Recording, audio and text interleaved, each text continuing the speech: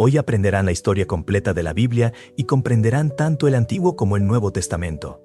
Desde Adán en el jardín del Edén hasta la muerte de Jesús. Discípulos, sin duda, cuando terminen de ver este video, no serán los mismos.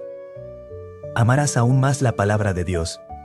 Claro que esto solo ocurrirá si abres tu corazón a la palabra de Dios. Si tienes dificultad para entender la Biblia en este video, podrás comprenderla y, después de ver todo lo que se enseñará, estoy seguro de que las Escrituras los edificarán e iluminarán. Todo comenzó en el principio. Antes del principio, solo existía Dios. Nunca ha dejado de existir. Existe desde la eternidad. No tuvo origen. Él es el origen de todo. No fue creado. Él es el creador de todas las cosas. Él no comenzó a existir. Él es el Padre de la eternidad. La eternidad es un atributo exclusivo de Dios. En el principio, Dios creó los cielos y la tierra. En el sexto día, creó al hombre a su imagen y semejanza. Y del hombre creó a la mujer. Adán y Eva fueron creados perfectos, puros e inocentes. Disfrutaron de plena comunión con Dios. Vivieron y se deleitaron en el jardín de Dios como administradores de su creación. Sin embargo, cayeron en pecado y toda la raza humana se hundió en este abismo de depravación total. Porque todos estábamos en Adán. Adán y Eva tuvieron dos hijos, Caín y Abel. Por celos, Caín mató a su hermano, convirtiéndose en el primer asesino y fratricida de la historia. Más tarde, Adán y Eva tuvieron otro hijo, Set. A través de él, comenzó a surgir un linaje sagrado que se convirtió a Dios. Sin embargo, no tardó mucho en que la tierra se llenara de maldad y violencia. Dios decidió entonces exterminar al hombre que había creado. Pero había un hombre justo, Noé. Por lo tanto, Dios derramó juicio mediante el diluvio, salvando a Noé, a su esposa y a sus tres hijos, Sem, Cam y Jafet, con sus respectivas esposas, en un arca que habían construido mediante los Hora. Mediante los Sika, hijos de Noé. Dios reinició el origen de varios pueblos. Sem se convirtió en el padre de las naciones semitas. Cam se convirtió en el progenitor de las naciones africanas y asiáticas. Y Jafet se convirtió en el tronco de las naciones europeas. Más tarde, Dios escogió una familia para formar el pueblo que sería el instrumento para traer al mundo al Mesías prometido. Llamó a Abram de Ur de los Caldeos. Abram dejó su tierra y a su parentela y se convirtió en un peregrino de fe, erigiendo altares a Dios donde quiera que iba. Continuó con Abram y su sobrino Lot, quien se convirtió en el padre de dos naciones, los amonitas y los moabitas. Cuando Abram salió de Harán, tenía 75 años. Dios le prometió que tendría un hijo, el hijo de la promesa, y que sería el padre de una nación numerosa. Y todas las familias de la tierra serían bendecidas en él. Abram esperó 11 años para que se cumpliera la palabra de Dios. Entonces Sarai, su esposa, ya no creyendo en la promesa de Dios, le dio a su sierva Agar para que cohabitara con ella. Así nació Ismael, quien se convirtió en el padre de una nación numerosa, el pueblo árabe, los enemigos históricos del pueblo de Israel. Cuando Abraham tenía 99 años, Dios se le apareció y le ordenó salir de su tienda y contar las estrellas del cielo. Luego le dijo que sus descendientes serían tan numerosos como las estrellas del cielo y la arena del mar. Pero Dios también reveló que sus descendientes serían esclavizados. Durante 430 años, Dios cambió el nombre de Abram, que significa gran padre, a Abraham, que significa padre de una multitud, cuando el hijo de la promesa aún no había nacido. Abraham tenía 100 años y su esposa Sara 90. Cuando nació, Isaac se casó con Rebeca, quien era estéril. Tras 20 años de matrimonio, Rebeca sanó y tuvieron dos hijos gemelos, Esaú y Jacob. Esaú fue el padre de los edomitas, y Jacob, quien recibió el nombre de Israel al convertirse, fue el padre de los israelitas.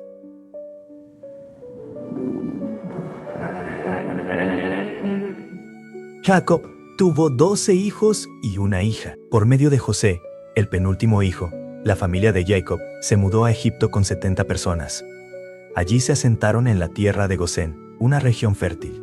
Estas 70 personas se multiplicaron asombrosamente. Tras 400 años en Egipto, partieron bajo el liderazgo de Moisés con 600,000 hombres, sin contar mujeres ni niños, aproximadamente 2 millones de personas. El viaje por el desierto hacia la tierra prometida continuó.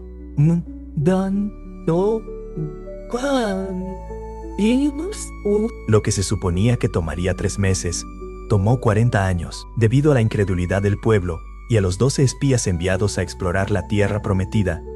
10 de ellos regresaron con un informe pesimista e incitaron y amotinaron al pueblo contra Dios y Moisés. Ante los gigantes de aquellas tierras, se sintieron como saltamontes y menoscabaron el poder de Dios.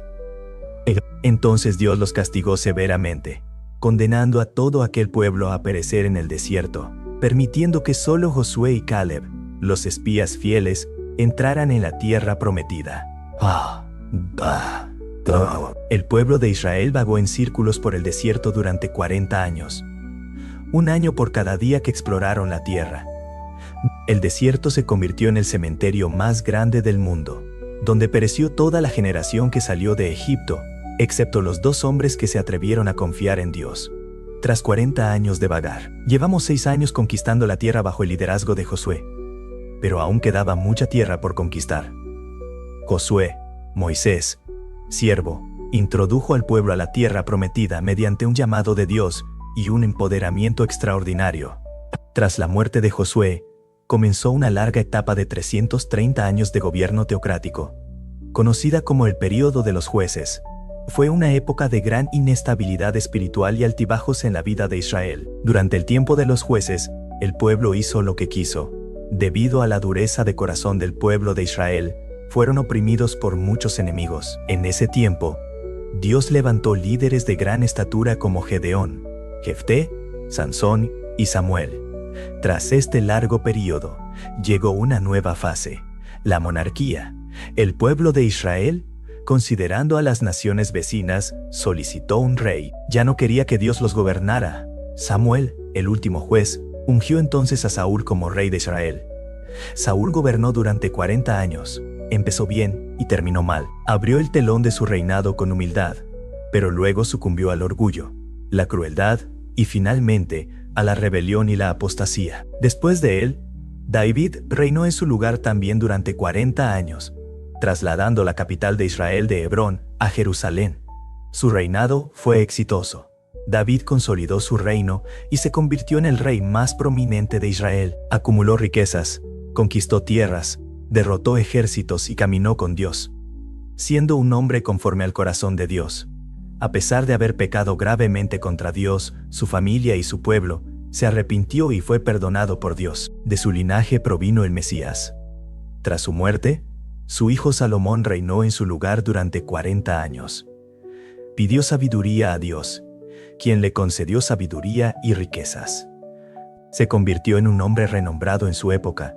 Construyó el templo de Jerusalén y gozó de paz durante su reinado. Sin embargo, debido a sus muchas esposas, su corazón se corrompió. Solo en la vejez, Salomón se volvió a Dios y se arrepintió de su pecado. Así tuvimos 120 años del Reino Unido. Saúl cayó en las redes de la brujería, David en la del adulterio y Salomón en las garras de la idolatría. Dios concedió el deseo del pueblo de tener reyes, pero el pueblo tuvo que sufrir las consecuencias de esta decisión imprudente. Tras la muerte de Salomón, el reino se dividió porque su hijo Roboam se negó a atender la súplica del pueblo de aliviar los onerosos impuestos. La pompa, el esplendor y el lujo del gobierno de Salomón se sustentaban con el trabajo de los trabajadores. Estrangulado por impuestos exorbitantes, aprovecharon la transición de poder para exigir cambios. Al no tener éxito, no pudieron alinearse con el nuevo rey.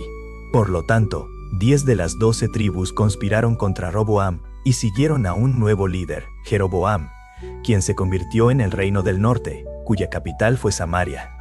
El reino del norte duró 209 años. Este reino tuvo 19 reyes de 8 dinastías diferentes. Ninguno de estos reyes fue justo. Todos se apartaron de Dios y siguieron los caminos de Jeroboam. Este rey decidió usar la religión con fines políticos. Temiendo que sus súbditos buscaran Jerusalén para adorar en el templo y se sintieran políticamente atraídos por los reyes de Judá, Jeroboam I decidió construir templos en el reino del norte, en Betel, Gilgal y Beerseba. En ellos colocó un becerro de oro e indujo al pueblo a adorarlo como si fuera Dios mismo. Los 19 reyes del reino del norte siguieron este camino. Todos eran malvados y perversos. Nadie buscó a Dios. En aquel tiempo, el Señor suscitó profetas para denunciar el pecado de los reyes de la nación, de los profetas de conveniencia y de los sacerdotes sobornados. En aquel tiempo, Dios suscitó a los profetas Amós, Oseas y Miqueas. Confrontaron con valentía las desviaciones de la nación, desde el palacio hasta las chozas, desde los templos rivales hasta el comercio, desde las calles hasta los campos. Denunciaron la corrupción política y alzaron la voz contra la religión prostituida. Lanzaron la acusación de Dios contra los corruptos poderes ejecutivo y legislativo. Denunciaron la injusticia social y la opresión económica. Llamaron al pueblo al arrepentimiento, pero sus mensajes cayeron en oídos sordos durante el reinado de Acab. A través de su esposa Jezabel, la perniciosa creencia en Baal, el dios cananeo de la prosperidad, se extendió por todo Israel. En esa época, Dios suscitó al profeta Elías para desenmascarar a esta deidad pagana y socavar la credibilidad del abominable ídolo, Besi. Desson que sienta que se acabar, dernease ni me chugras, eresada más gabu, es admirable ídolo. Incluso en este reino, Dios llamó a Eliseo para reemplazar a Elías y llevar a cabo un ministerio prodigioso. Pero como Israel se negó a escuchar la voz de Dios, el Señor usó el lenguaje de la vara y trajo a Asiria contra la nación de Israel. Asiria fue la vara de la ira de Dios contra Israel, un imperio guerrero y sanguinario, un imperio expansionista. Cada vez que conquistaba un pueblo, cometía atrocidades y barbaridades contra los conquistados, típicamente dejando cuerpos mutilados y cabezas apiladas a las puertas de las ciudades conquistadas, sometiendo a la gente a la más amarga ignominia. Tras conducir al pueblo del norte al cautiverio, el rey Sargón II envió una mezcla de otros pueblos a la tierra de Israel, lo que originó una gran mezcla racial. Allí, sabía que la acción racial debilitaría la existencia potencial de un pueblo. Así, con esta mezcla racial, se formó en Israel un pueblo híbrido llamado samaritanos, que se convirtió en un enemigo acérrimo del pueblo de Judá. El reino del sur, compuesto por las tribus de Benjamín y Judá, tuvo 20 reyes, varios de los cuales eran piadosos, como Asa, Josafat, Ezequías, Jotam, Usías, Joás y Josías. Cada vez que un rey piadoso ascendía al trono, la nación prosperaba y crecía económica, moral, social y espiritualmente. En el reino del sur, para cumplir la profecía de que el Mesías vendría de la casa de David, solo una dinastía gobernaba para hablar al pueblo de Judá. Dios suscitó a varios profetas como Isaías, Miqueas, Joel, Sofonías y Jeremías. La nación también se corrompió profundamente, ignorando la voz de Dios. Entonces, de la misma manera, Dios los disciplinó y envió al ejército babilónico, entregándolos en manos de sus enemigos. El pueblo de Judá fue llevado al cautiverio babilónico. El reino del sur, llamado Judá, perduró 345 años. Tras 2 incursiones, Nabucodonosor invadió Jerusalén, destruyó su glorioso templo y llevó al pueblo al cautiverio, dejando la ciudad en una terrible desgracia. El pueblo estuvo en cautiverio durante 70 años, como Dios profetizó al profeta Jeremías. Durante este periodo, Dios suscitó a los profetas Jeremías, Ezequiel y Daniel. En este periodo, el pueblo se purificó de la idolatría y surgieron las sinagogas. Tras el plazo establecido por Dios, el pueblo de Judá regresó a su tierra. Para entonces, Babilonia ya había caído en manos del imperio medo-persa. Ciro, predicho por Dios 200 años antes de su nacimiento, liberó al pueblo judío y les abrió las puertas para el regreso a la tierra de Canaán. El pueblo regresó en 3 grupos, bajo el liderazgo de Zorobabel para la reconstrucción del templo, bajo el liderazgo de Esdras para la enseñanza de la ley y bajo el liderazgo de Nehemías para la reconstrucción de las murallas y la elaboración de las murallas. Reestructuración política y espiritual del pueblo. Tan pronto como regresaron del cautiverio y comenzaron la reconstrucción del templo, el pueblo judío comenzó a enfrentar problemas. Primero, los astutos samaritanos querían unirse a ellos en la obra para desestabilizarlo. Tras el rechazo de la propuesta de asociación, los samaritanos, en una segunda etapa, comenzaron a amenazarlos. Luego, Los samaritanos escribieron al rey Artajerjes, acusando a los judíos de conspirar contra el reino persa de Meado. Ante esta nefasta persecución, las obras del templo se detuvieron durante unos 20 años. Durante este periodo, el pueblo relajó su celo por la casa de Dios y comenzó a centrarse en sus propios negocios, construyendo y embelleciendo sus casas a expensas de la casa de Dios, que estaba en ruinas. Durante este tiempo, Dios suscitó a los profetas Ageo y Zacarías para llamar al pueblo al arrepentimiento.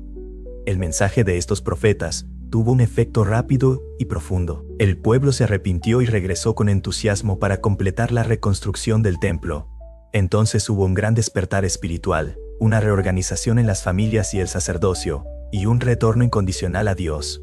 Transcurrieron unos 100 años y surgió una nueva generación. Ahora el pueblo seguía yendo al templo y ofreciendo sacrificios, pero ya no honraban a Dios. Ofrecían animales ciegos, enfermos y cojos a Dios como holocaustos, despreciando la mesa del Señor y considerándola profana. Los sacerdotes se corrompieron y dejaron de enseñar la palabra de Dios al pueblo. La familia quedó profundamente afectada. Los matrimonios comenzaron a desmoronarse, terminando en divorcio. La gente ya no creía que Dios fuera capaz de juzgarlos, así que se relajaron en la devolución de los diezmos. Aunque seguía asistiendo al templo, estaba lejos de Dios en ese momento.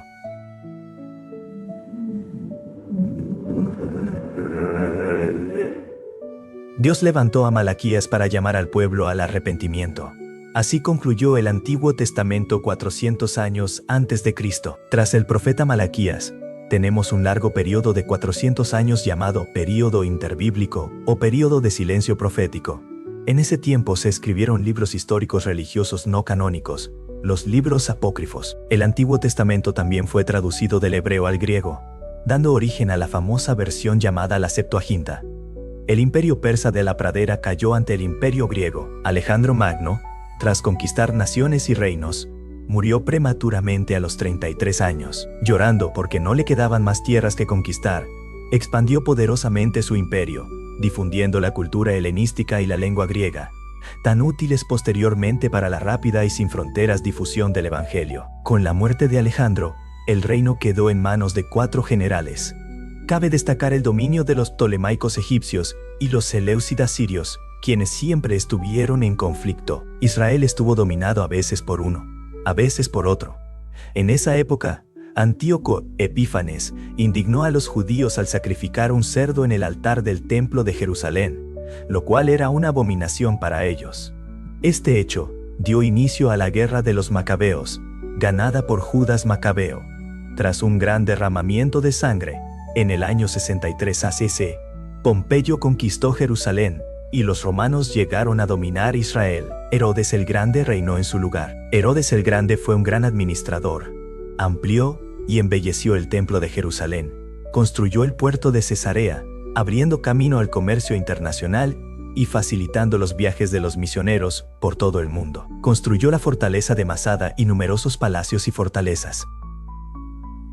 Sin embargo, Herodes era un hombre inseguro y violento. El miedo a perder el trono lo atormentó toda su vida. Se casó 10 veces y tuvo muchos hijos. Cuando se casó con Mariamna, una mujer de la nobleza, mandó matar a todos los nobles de su familia por temor a perder el trono. A petición de su suegra, nombró a Arquelao, su único sobrino de 17 años, sumo sacerdote de Jerusalén. Pero más tarde, al ver que se estaba ganando el favor del pueblo, lo mandó matar. Su temerosa suegra huyó a Egipto, pero Herodes envió a sus emisarios tras ella para matarla. César Augusto lo llamó a Roma por sus atrocidades. Sin embargo, antes de partir, mandó matar a su esposa Mariamna por temor a que conspirara contra él en su ausencia. Más tarde envió a 2 de sus hijos a Roma a estudiar. Su hermana Salomé le enseñó que regresarían más preparados para asumir el trono. Herodes no dudó. Ordenó estrangular a sus 2 hijos. Antes de morir, hizo jurar a su hermana Salomé que mataría al menos a un noble de cada familia de Jerusalén, porque quería lágrimas en su funeral. Este fue el hombre que se alarmó al enterarse por los magos de que había nacido en Judea un niño para ser rey de Israel. Tras la muerte de Herodes el Grande, alrededor del año 4 a.C., su reino se dividió entre 4 de sus hijos: Paua, Chou, Tsu, dándose de paradama de 4 de sus hijos. Arquelao, uno de ellos, reinó sobre Judea, Samaria y Edom. Fue un rey terrible.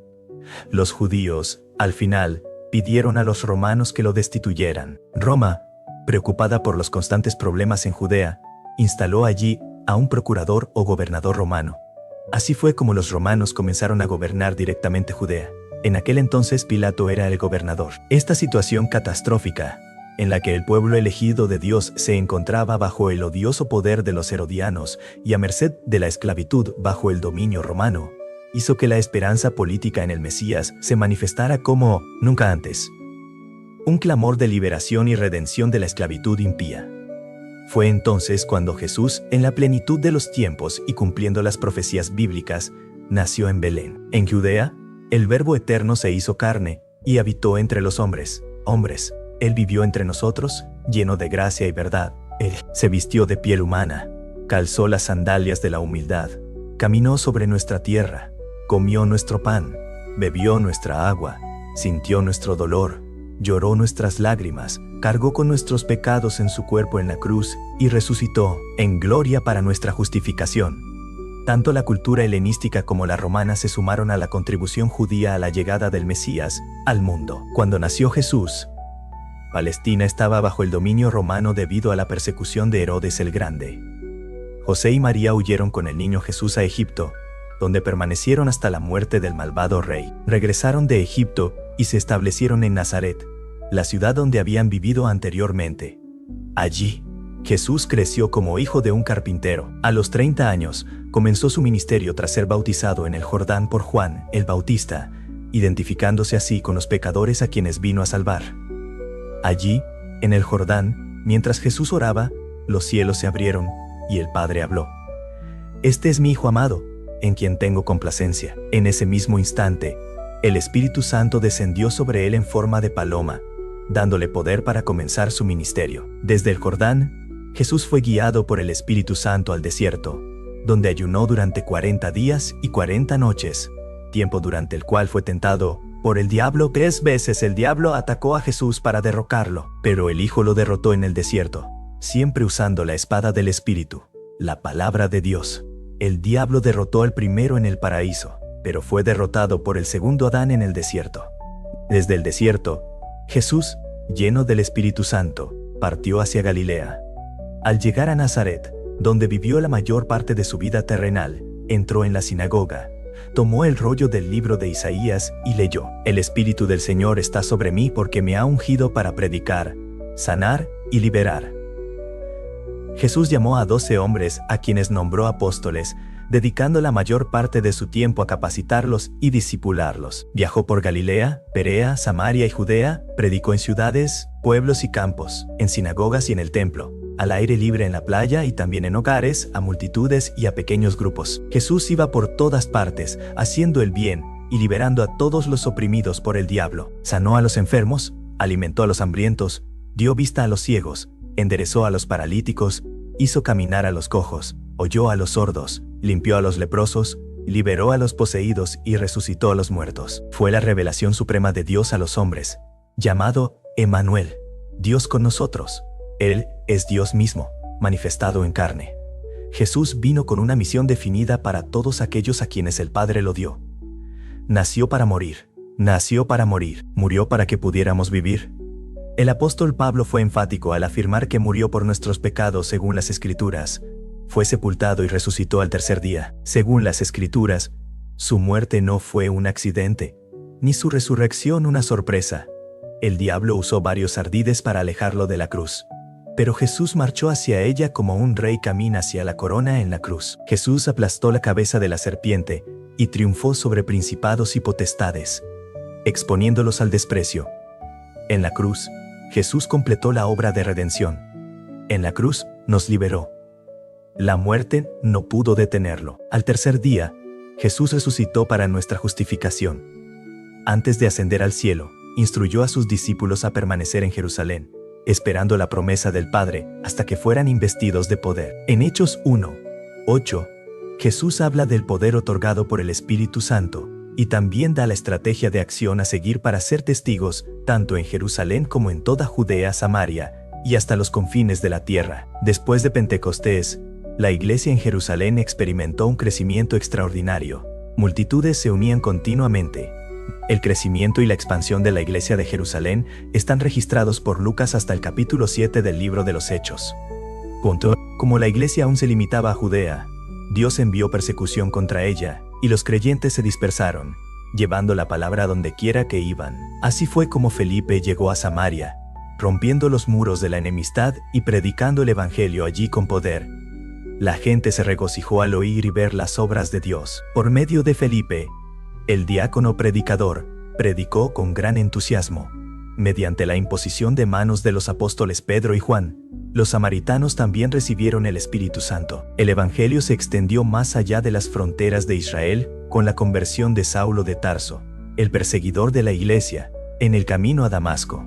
Posteriormente, una iglesia gentil, la iglesia de Antioquía de Siria, se convirtió en la madre de las misiones culturales. Después de esto, Bernabé y Saulo emprendieron su primer viaje misionero por las regiones de Galacia, pasando por Purga, Derbe, Iconio y Listra, donde fundaron iglesias y designaron presbíteros. En el segundo viaje misionero, Pablo y Silas fueron a las provincias de Macedonia y Acaya, donde fundaron iglesias en Filipos, Tesalónica, Berea y Corinto. Desde Antioquía de Siria, Pablo escribió la carta a los Gálatas a Corinto y las dos cartas a los tesalonicenses. En el tercer viaje misionero, Pablo visitó la provincia de Asia Menor, permaneciendo 3 años en Éfeso, la capital de la provincia, desde donde escribió las dos cartas a la iglesia de Corinto. En esta ciudad cosmopolita de más de 300.000 habitantes, se alzaba el templo de la diosa Diana, un palacio de mármol 4 veces más grande que el Partenón de Atenas, una de las 7 maravillas del mundo antiguo. Durante los años que Pablo pasó en Asia Menor, se fundaron iglesias en toda la provincia, como las de Pérgamo, Tiatira, Sardis, Filadelfia, Laodicea, Colosas y Hierápolis. Debido a la hambruna que asoló el mundo en tiempos del emperador Claudio, los judíos fueron expulsados de Roma, como se relata en el libro de los Hechos 18:2. Pablo hizo entonces una gran colecta entre las iglesias gentiles para ayudar a los pobres de Judea. Al embarcar hacia Jerusalén, informó a los ancianos de Éfeso que lo que le aguardaba de ciudad en ciudad eran corrientes y tribulaciones. Sin embargo, no consideró su propia vida como una forma de cumplir su ministerio de proclamar el evangelio de la gracia de Dios. Antes de embarcar hacia Jerusalén, escribió su epístola más contundente, la carta a los romanos, donde expresó su deseo de visitar la capital del imperio y compartir la palabra con la iglesia, tras ser enviado por ella a España. A pesar de brindar una importante ayuda financiera a los pobres de Judea, Pablo fue arrestado en Jerusalén y trasladado de allí a Cesarea, donde fue acusado durante 2 años por los judíos bajo la égida de los gobernadores Félix y Festo. Ante la tendencia de Festo a entregarlo al Sanedrín, quien planeó su muerte, Pablo, valiéndose de los privilegios de su ciudadanía romana, optó por ser juzgado en Roma. En el viaje a la capital del imperio, sufrió un terrible naufragio. El barco se desmoronó por completo, pero todos los pasajeros y la tripulación se salvaron milagrosamente, tal como Dios le prometió a Pablo. En la isla de Malta, a donde llegaron, una víbora le mordió la mano, pero Dios neutralizó el veneno letal de la serpiente e incluso usó a su siervo para sanar a todos los enfermos de la isla. Así que los malteses enviaron a Pablo a Roma con todas sus necesidades cubiertas. Allí permaneció preso durante 2 años en una casa alquilada. Desde allí, Pablo evangelizó a la guardia pretoriana, animó a los creyentes a trabajar y escribió cartas a los efesios, los filipenses, los colosenses y Filemón. Tras este periodo, Pablo fue liberado de prisión y escribió la primera carta a Timoteo y la carta a Tito. Pero a partir del año 64, la persecución de la iglesia, en lugar de ser religiosa, se volvió política y Pablo regresó a prisión, siendo encerrado en un calabozo, un sótano oscuro, húmedo e insalubre. El 17 de julio del año 64, la ciudad de Roma, con más de 1 millón de habitantes, fue incendiada. El emperador Nerón, vestido de actor, subió a la cima de la Torre Matinus, desde donde observó el asombroso espectáculo de las llamas que devoraban la ciudad. Hubo 7 noches y 6 días de fuego. Cuando las llamas se extinguieron, el 70% de la ciudad quedó destruida. De los 14 barrios de Roma, 10 fueron devastados por las llamas. Los 4 barrios, densamente poblados por judíos y cristianos, le dieron a Nerón una excusa para culpar a los cristianos del incendio de Roma. Comenzó entonces una brutal persecución contra la iglesia.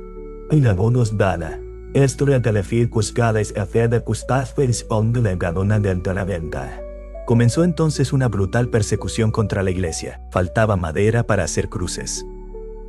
Era tal la cantidad de creyentes crucificados que fueron atados a postes, cubiertos con brea y quemados vivos para alumbrar a los caballeros de Roma. Fue una auténtica masacre. Desde esta segunda prisión, Pablo escribió su última epístola, la segunda carta a Timoteo. En ella relató la llegada de su propio martirio y la gloriosa esperanza de tomar posesión de la corona de la justicia. Así, alrededor del año 67, el veterano apóstol fue decapitado, dejando, sin embargo, un bendito legado para las generaciones posteriores.